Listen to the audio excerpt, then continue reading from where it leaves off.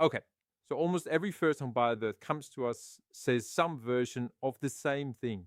My borrowing power isn't anywhere near where I need it to be. Or the bank said no. Or by the time I save enough, prices have moved up again. Basically, it just seems too hard to buy at the moment. And look, on the surface, I can genuinely feel hopeless. Interest rates have gone up the last couple of years and are now a full percent higher, almost a full percent higher than they were. Prices in a lot of areas have gone up as well. And online calculators come up with numbers without any context, and they can show the significant difference from each other, often nowhere near what you actually need. It does not create a lot of confidence. So the natural conclusion is just wait or save a bigger deposit, get a higher loan amount, give up on the suburb you actually want to live in, and settle for a further away location. Or worse, decide that home ownership isn't going to happen for you anytime soon. We hear this a lot. And without the experience of helping first-home buyers for a couple of years, we might have believed it is too hard as well. That the numbers the banks give you are the final word. But this is what we've learned after working with hundreds of first-home buyer scenarios. The number the bank gives you on day one is almost never your ceiling.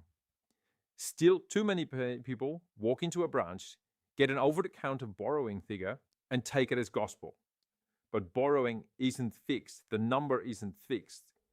It moves depending on which lender you use, how your existing debts and your spending are structured, which first-home buyer benefits you qualify for, and how your application is packaged before it's lodged. Every lender's servicing calculator is different. One might tell you $480,000, another one with the same figures might tell you $610,000. That could be the same people, the same income, the same situation, but different figures, different outcomes. This gap is where almost all of our work happens. Take a couple we worked with recently. Engaged, both working full-time, told by the bank they could borrow $620,000. Nowhere near for where they wanted to buy, not a big enough loan amount for where they wanted to buy. We didn't tell them to save more or wait it out. We reviewed their whole situation and their plan, restructured some of their debts, used the first-home benefits they qualified for, and we moved their application to a lender who assessed their income more favorably. Same income, same jobs, same savings, different bank. And their borrowing went from $620,000 to $685,000. Plus, they didn't need a 20% deposit, so they kept more money in their pocket or offset account. And that's not a one-off. We see this gap show up again and again.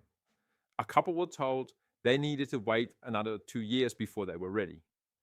But by applying for one of the first-home benefit schemes, they were able to buy now.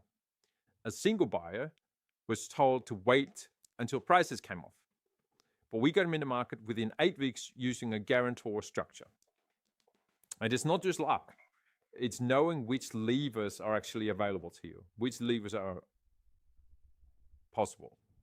Most of which a bank will not mention because they're not allowed to talk to you about shopping around. They can only talk to you about the service their bank can offer, their products, not any other bank's products. So before you accept the number the bank gives you as the final word, before you talk yourself out of buying because of what a generic online calculator says, get a second opinion from someone who does this every day. We've put together a free first-home buyer assessment. We look at your actual income, savings, and goals and work out exactly what you can afford, what you can borrow, which schemes you qualify for, and what a realistic timeline is for you to buy what you like to buy. It's free, it takes about 15 minutes, and there's no obligation. The link's below. Go book your call, and let's find out what you can actually afford, not what a calculator thinks you can afford.